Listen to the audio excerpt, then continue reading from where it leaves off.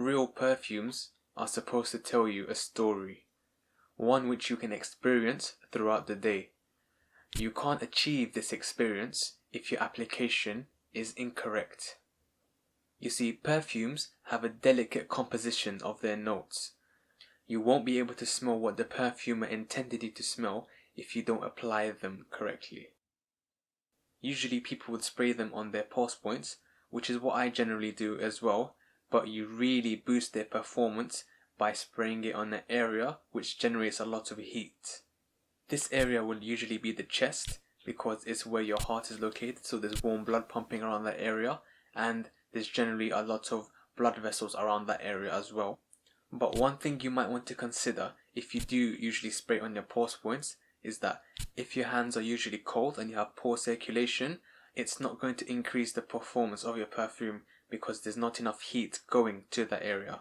However, spraying on your pulse points may not necessarily increase the longevity of your perfume, rather it increases the projection of your perfume, which enables people around you to smell the scent more easily. If you want to go for pure longevity of your perfume, then spraying them on your clothes would have that effect.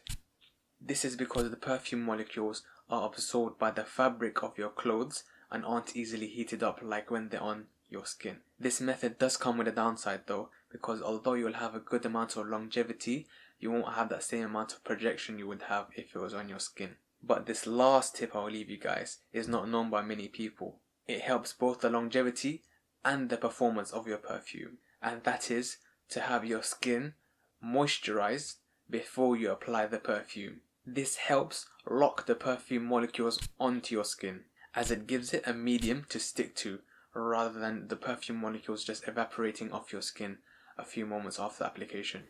And never, ever rub your perfume after you've sprayed it. So I hope you appreciate these tips as well as the explanation.